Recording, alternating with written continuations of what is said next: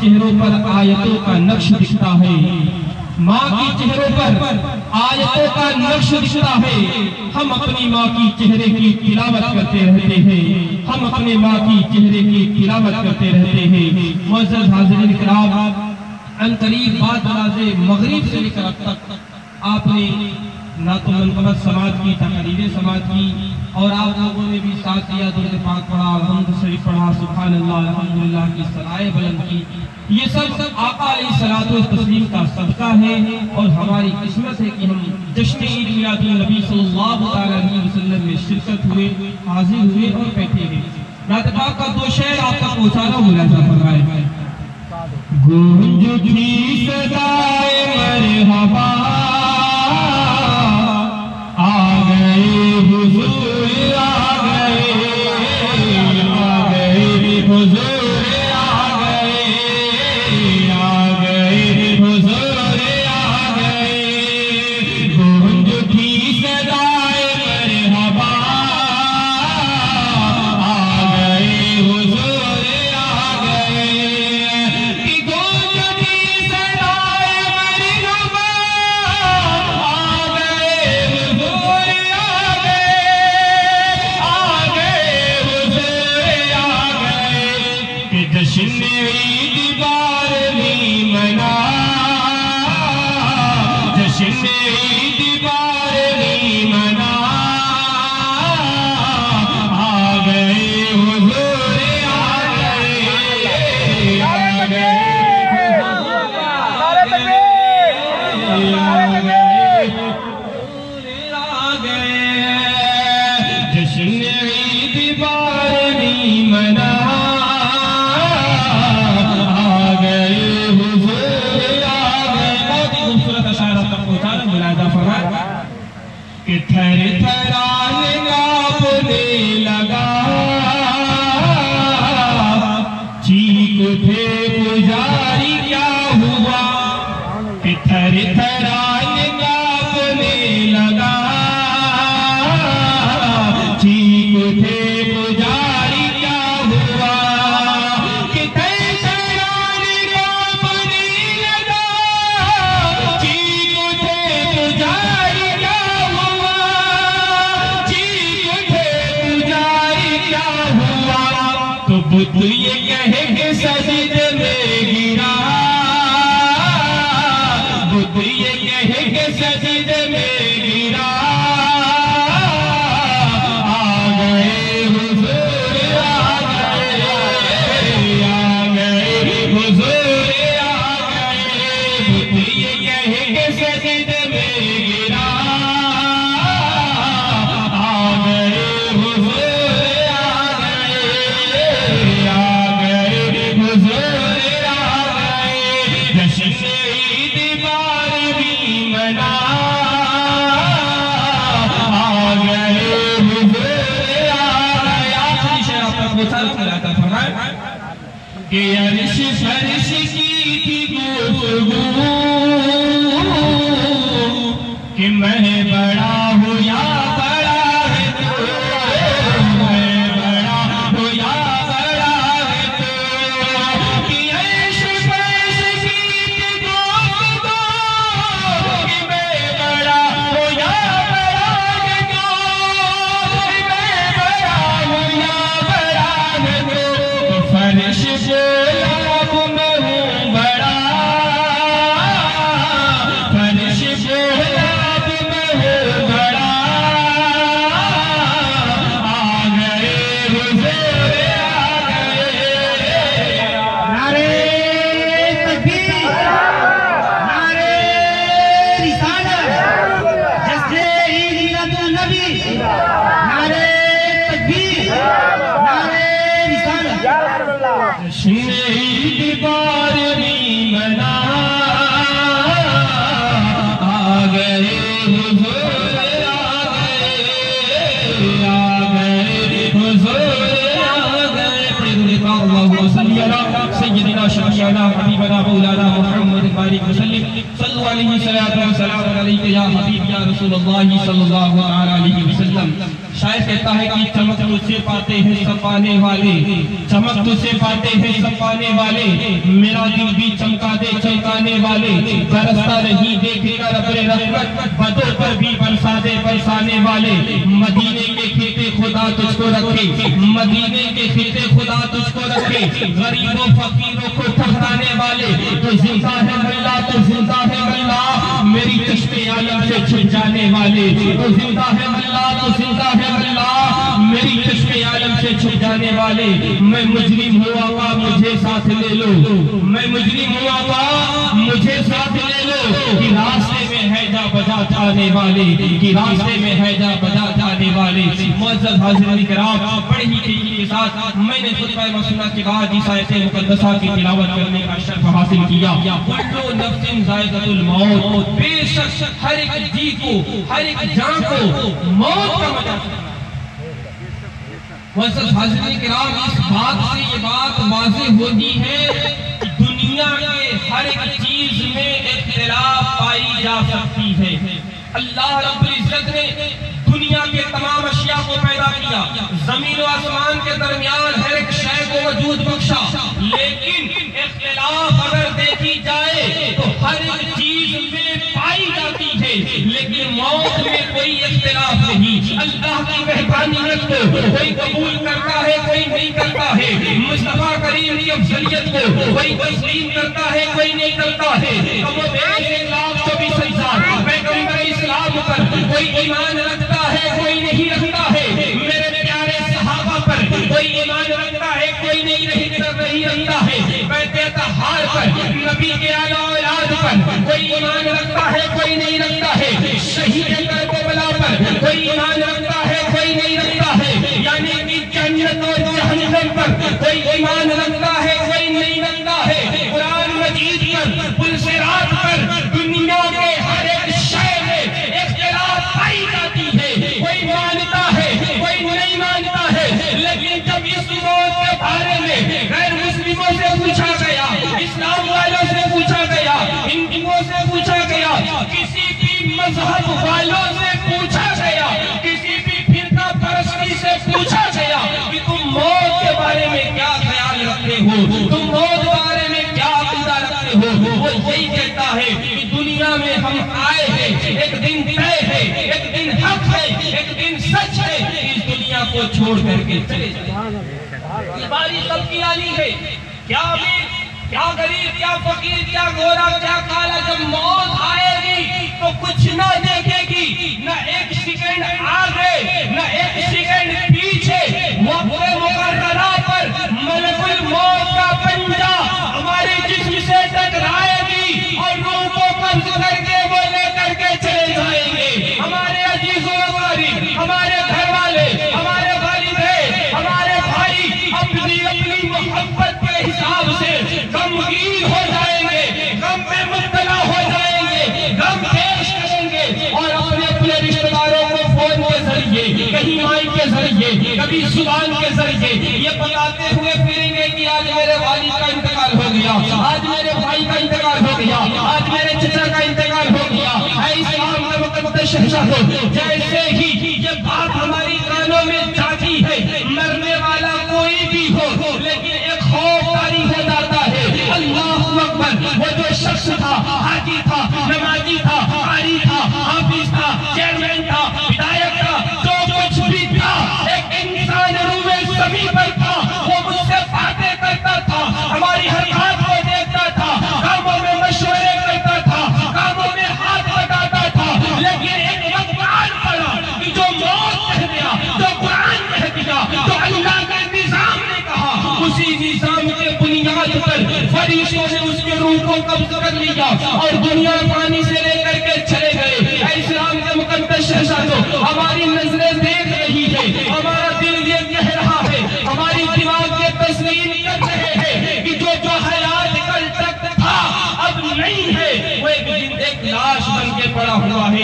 اے اسلام کے مقدس شہزادوں, دوڑے دوڑے بھاگے بھاگے ہم اس کے دروازے پر چلے آتے ہیں. اب انتظامات ہونے لگتا ہے. اس کی عمر 60 سال گزر گئی, اس کی عمر 50 سالہ زندگی گزر گئی, لیکن گھر کے علاوہ باہری کوئی پوچھنے والا نہیں تھا کہ تیرے عید کے جوڑے بنے ہیں کہ نہیں بنے ہیں, آج تو نے غسل کیا ہے کہ نہیں کیا ہے, آج تو نے نیا کپڑا پہنا ہے کہ نہیں پہنا ہے.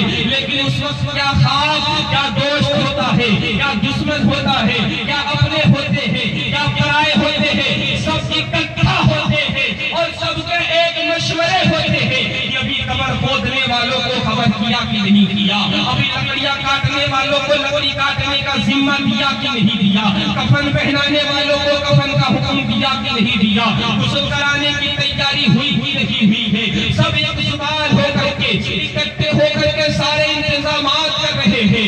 اسلام کے مقدس شہزادوں, جانے والا کوئی بھی ہو, ایک امیر ہو, ایک فقیر ہو, ایک جاننے والا ہو یا عام ہو یا خاص ہو, ساری نظریں دیکھتی ہے کہ وہ خالی ہاتھ جا رہا ہے. ایک سفید کپڑے میں لپٹے ہوئے, اس کو غسل دینے کے بعد سفید کپڑے پہنا دیے گئے, خوشبوئیں لگا دی گئی, عطر لگا دیا گیا اور چارپائی پر لٹا کر کے چار کانٹوں کی چھانی اٹھا لیا گیا. اب اصل گھر کے طرف لے کر کے چلتے ہیں. ارے لے جانے والا کوئی غیر مسلم نہیں, لے جانے والا کوئی ظلم و ستم کرنے والا نہیں, لے جانے والا کوئی منافق نہیں, لے جانے والے کوئی دشمن نہیں, بلکہ تمہارے گھر کے ہیں, تمہارے دوست ہیں, تمہارے رشتے دار ہیں, تمہارے پڑوسی ہیں. سب جانتے ہیں کہ کس کے جسم کو لے کر کے جا رہے ہیں, لیکن خدا کا نظام ہے, خدا کا سسٹم ہے, قانون شریعہ ہے, قانون مصطفیٰ ہے. کرنا تو پڑے گا, من کرے یا نہ کرے, مرنا تو پڑے گا, من کرے یا نہ کرے, کفن کو پہننا پڑے گا, من کرے یا نہ کرے, غسل کو دینا پڑے گا. اور اپنی کاندھوں پہ اٹھائے لے جا کر کے امام صاحب کے حوالے کر دیتے ہیں. امام صاحب اجازت مانگتے ہیں, قاری صاحب کے اللہ اجازت مانگتے ہیں. اے مرنے والے کے والد, اے مرنے والے کے بھائی, کیا اجازت ہے میں جنازے کی نماز پڑھاؤں؟ قاری صاحب مصلی بچھاتے ہیں, جنازے کی نماز پڑھتے ہیں, سارے لوگ شامل ہوتے ہیں. اے اسلام کے مقدس شہزادوں, ہم نے جنازے کی نماز بھی پڑھ لی, پھر اس کو اٹھا کر کے قبر کے جانب میں چل پڑتے ہیں. تو وہاں قبر کھودی ہوئی ہے, انتظار کر رہے ہیں فرشتے کہ کب یہ دنیا والے اس کے جسم کو اس قبر کے حوالے کر دے کہ ہم اپنا کام انجام کر لیں, ہم اپنی ڈیوٹی کو پورا کر لیں, ہم اپنے کام کو پورا کر لیں. اب آخرکار وہ وقت آ ہی جاتا ہے کہ لوگ قبر میں لٹا دیتے ہیں, اور لٹانے کے بعد لکڑیاں لگا دیتے ہیں, اور پھر لکڑیاں لگانے کے بعد منہا خلقناکم وفیہا نعیدکم ومنہا نخرجکم تارۃ اخری پڑھتے ہیں, اور اپنی اپنی ہاتھوں سے مٹیاں اٹھاتے ہیں اور اس قبر کے حوالے کر دیتے ہیں. اے اسلام کے مقدس شہزادوں, مسئلہ یہ نہیں تھا کہ تم نے غسل کرایا, تم نے کفن پہنائی, تم نے کاندھا لگایا, تم نے جنازے کی نماز پڑھی, یا تم نے مٹی دی, تم نے لکڑیاں لگائی. مطلب یہ تھا کہ ہر ایک کام سے عبرت حاصل کرنا تھا. جیسے آج تم اس کی خبر سنے کہ انتقال ہو گیا, بھاگے بھاگے دوڑے دوڑے حاضر ہو گئے, اس سے سبق حاصل کرو, اس سے عبرت حاصل کرو کہ آنے والا کل دور نہیں ہے, آنے والا کل سچ ہے, آنے والا کل حق ہے. لوگ ہماری نام کی الاؤنس سن کر کے ہمارے دروازے بھی چلے آئیں گے. اے کاندھا دینے والوں, اے غسل دینے والوں, اے کفن پہنانے والوں, عبرت حاصل کرو, سبق حاصل کرو کہ آنے والا دن دور نہیں ہے, یہ سچ ہے, یہ حق ہے. لوگ ہمارے بھی غسل دیتے ہوئے نظر آئیں گے, لوگ ہمیں بھی کفن پہناتے ہوئے نظر آئیں گے, لوگ ہماری جنازے کی نماز پڑھتے ہوئے نظر آئیں گے, لوگ ہمیں قبر میں مٹیاں لیتے ہوئے نظر آئیں گے. اے اسلام کے مقدس شہزادوں, جانے والا کیا لے جا رہا ہے؟ بڑے بڑے نمرود آئے, بڑے بڑے فرعون اور شداد آئے, بڑے بڑے بادشاہ آئے, دنیا پر راج کیے, لیکن کچھ نہ لے گئے, خالی ہاتھ چلے گئے. آخر ہم کس پر گمان کریں, آخر ہم کس پر شان والا بنے, آخر کس چیز پر ہم اعتبار کریں؟ لے جانے والا صرف اپنے ایمان کو لے جا رہا ہے, جانے والا صرف اپنے اعمال کو لے کر کے جا رہا ہے, چاہے وہ اس کے اچھے ایمان ہو, چاہے وہ اس کے اچھے اعمال ہو یا برے اعمال ہو. لے جانے والا کیا لے جا رہا ہے؟ کچھ نہیں, صرف ایمان اور اعمال لے جا رہا ہے. اس لیے لیے ہمیں اور آپ کو چاہیے کہ جب ہمیں زندگی ملی ہے، جب ہم مذہب اسلام میں داخل ہوئے ہیں، جب ہم نے کلمہ طیب لا الہ الا اللہ محمد رسول اللہ صلی اللہ علیہ وسلم پڑھ لیا، جب ہم مذہب اسلام میں داخل ہو گئے تو اسلام کے قوانین پر اپنی زندگی کو گزارے، آقا علیہ الصلوۃ والتسلیم کے حکم پر اپنی زندگی کو گزارے، اپنی ایمان میں مضبوطی پیدا کرے، اپنے اعمال میں بہتری پیدا کرے، وہ کام کرے جس سے اللہ اور اللہ کے حبیب راضی ہو جائے، اس کام سے دور ہو جائے جس سے اللہ اور اللہ کے حبیب خفا ہو جائے۔ اے اسلام کے مقدس شہزادوں، کسی سے دوستی کرے تو اللہ کی رضا کے لیے کرے، اور کسی سے دشمنی کرے وہ بھی اللہ کی رضا کے لیے کرے۔ ہر ایک پل، ہر ایک لمحے گزارے اللہ کی رضا کے لیے، عبادت کرے تو دنیا کو دکھانے کے لیے نہیں، تلاوت کرے تو دنیا کو دکھانے کے لیے نہیں، ٹوپی لگائے تو دنیا کو دکھانے کے لیے نہیں، سنت مصطفیٰ پر عمل کرے تو دکھانے کے لیے نہیں۔ آپ سجدہ کرتے رہے، یہ رب کی مرضی ہے، وہ قبول کرے چاہے نہ کرے، لیکن اس نیت سے کرے کہ اللہ کی رضا کے لیے کرتے ہیں۔ قرآن پڑھ رہے ہیں اللہ کی رضا کے لیے کر رہے ہیں، ایصال ثواب کر رہے ہیں اللہ کی رضا کے لیے کر رہے ہیں، ہر کام میں اللہ کی رضا ہونا چاہیے اور اللہ کا خوف پیدا ہونا چاہیے، کیونکہ موت برحق ہے، مرنا سب کو ہے، اس دنیا سے سب کو جانا ہے، ایک مقرر وقت ہے۔ ہمیں اور آپ کو دنیا میں آنے سے پہلے اللہ رب العزت نے اس وقت کا انتخاب کر دیا، اس تاریخ کا انتخاب کر دیا، اس مقام کا انتخاب کر دیا کہ جانے والا جو جا رہا ہے اس کی عمر دنیا میں 50 سال کی ہوگی،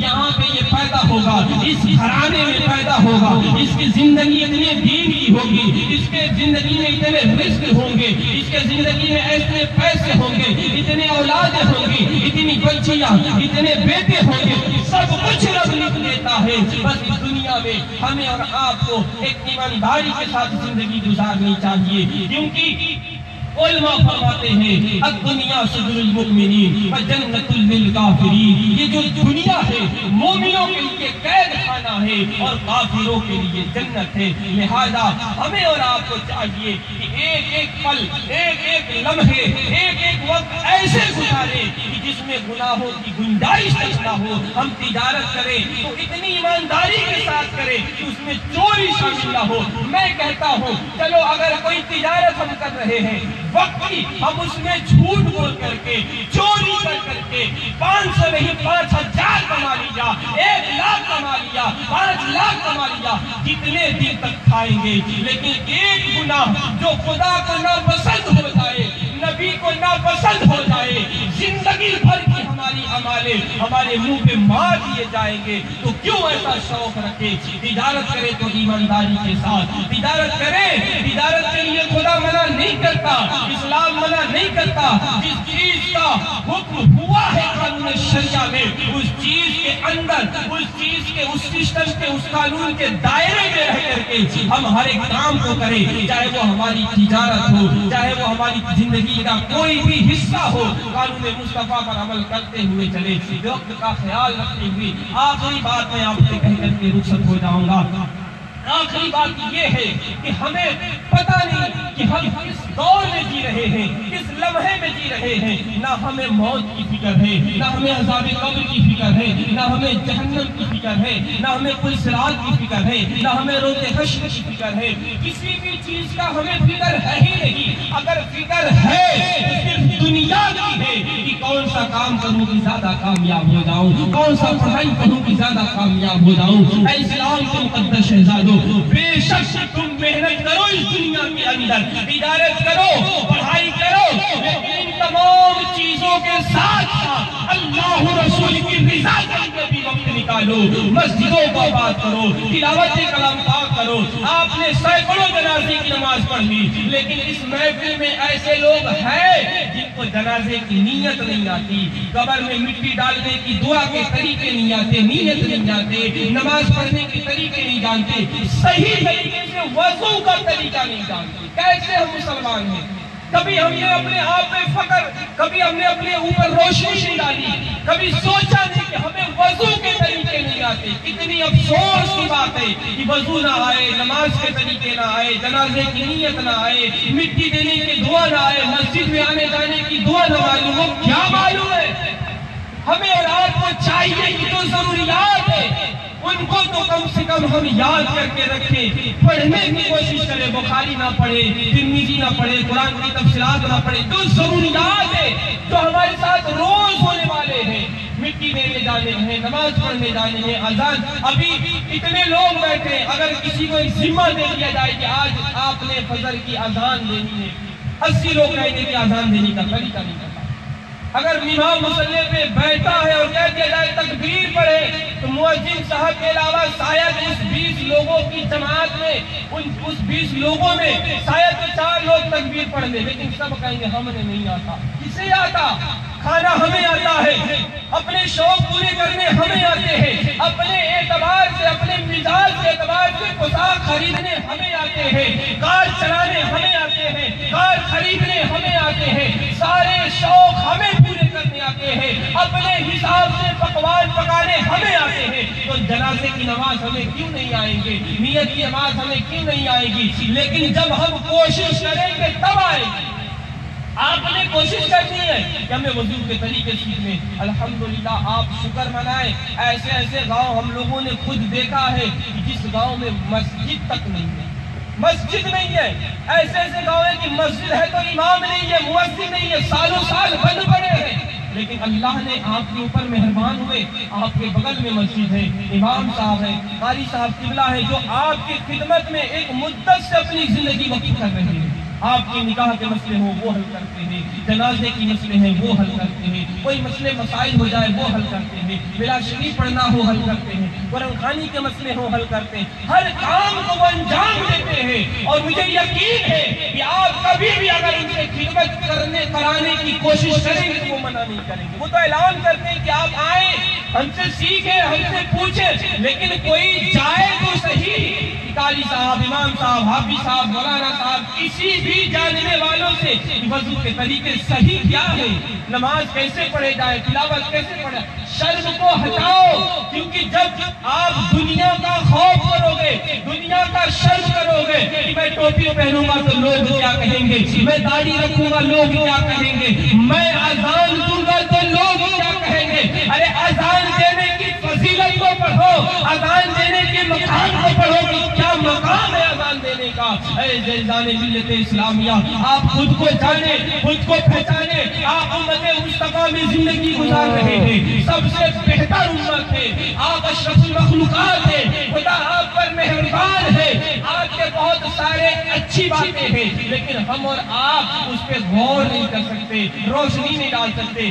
آخری بات یہ ہے کہ جنت کی خواہش سب کو، جنت کی خواہش سب کو ہے، لیکن خدا نہ خواستہ ہم نے ماں باپ کو گالی دیا، ہم نے ماں باپ کو ستایا، ہم نے شراب نوشی کیا، ہم نے جوا کھیلا، ہم نے زنا کیا، ہم نے چغلی کیا، ہم نے بھائی کا حق مارا، ہم نے پڑوسی کو بلا وجہ ستایا، ہم نے کسی کو بلا وجہ گالی دیا، اس سے جھگڑے کیے، اس کے اوپر ظلم کیے۔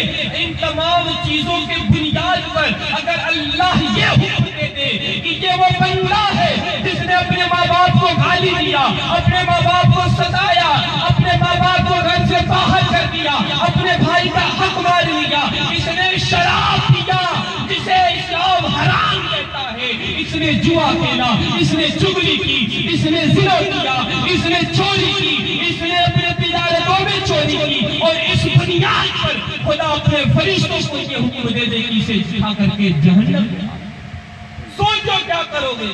اس وقت تمہارے والدین نہیں کام آنے والے، بھائی نہیں کام آنے والے، دوست و احباب نہیں کام آنے والے، جن کے لیے ہم اور آپ جھوٹ بولتے ہیں، چوری کرتے ہیں، ایک دوسرے کا حق مارتے ہیں، بہت ساری غلطیاں کرتے ہیں، کوئی کام نہیں آنے والا ہے۔ آپ کے کام آنے والے ہیں آپ کے ایمان، آپ کے کام آنے والے ہیں آپ کے عمال، لہذا اس لیے اگر خدا حکم دے دے کہ اسے جہنم میں ڈال دو، کیا کریں گے؟ کچھ اپنے بس میں نہیں ہوگا، جہنم کے عذاب نازل کر دیے جائیں گے۔ اور یہ میں بار بار بتاتا ہوں کہ جہنم کا سب سے چھوٹا عذاب، اللہ کے حکم سے آگ کے جوتے بنائے جائیں گے۔ وہ آگ جس آگ کے بارے میں بتایا گیا کہ سوئی کے نوک کے برابر سوراخ کر دیا جائے، چھید کر دیا جائے اور اس کا رخ دنیا کی جانب کر دیا جائے تو یہ دنیا جل کر کے خاک و برباد ہو جائے، اور اس آگ کے جوتے بنائے جائیں گے۔ اور اللہ کا حکم ہوگا کہ ان گنہگار بندوں کے پیروں میں پہنا دو، دونوں پیر میں پہنا دیے جائیں گے آگ کے جوتے، جہنمی آگ کے جوتے۔ اس کے گرمی کی وجہ سے، تپش کی وجہ سے ہماری جسم کی جو آتے ہیں، دل ہو، گردہ ہو، پھیپھڑا ہو، جو کچھ بھی ہو، اس کے گرمی کی وجہ سے اب وہ گلنا شروع ہو جائے گا، سڑنا شروع ہو جائے گا، اور پیٹ کے شکل میں کبھی منہ کے ذریعے، کبھی ناک کے ذریعے، کبھی آنکھ کے ذریعے بہتا ہوا۔ تو باز آ جائے ان تمام گناہوں سے، وہ کام کرے جس سے اللہ اور اللہ کے حبیب راضی ہو جائے، اس کام سے دور ہو جائے جس سے اللہ اور اللہ کے حبیب خفا ہو جائے۔ بھروسہ مت کرو، سانسوں کی ڈوری ٹوٹ جاتی ہے، چھتیں محفوظ رہتی ہیں، حویلی ٹوٹ جاتی ہے، اور ذرا پیاس کے بارے میں ان سے ذکر کرو جن کی بال کی کنویں میں اور رسی ٹوٹ جاتی ہے۔ اللہ رب العزت کے بارگاہ میں دعا ہے، مولا ہمیں بولنے میں، سامعین کو سماعت کرنے میں جو کچھ بھی غلطی ہو اپنے حبیب کی صدقے تو پہلے معاف فرما، اور سب سے پہلے ہمیں اور تمام امت مسلمہ کو عمل کرنے کی توفیق و رفیق عطا فرما۔ سچے دل سے توبہ کرے، استغفر اللہ ربی من کل ذنب واتوب علیہ، کلمہ طیب پڑھے، لا الہ الا اللہ محمد رسول اللہ صلی اللہ علیہ وسلم۔ کھڑے ہو جائیں، صلوات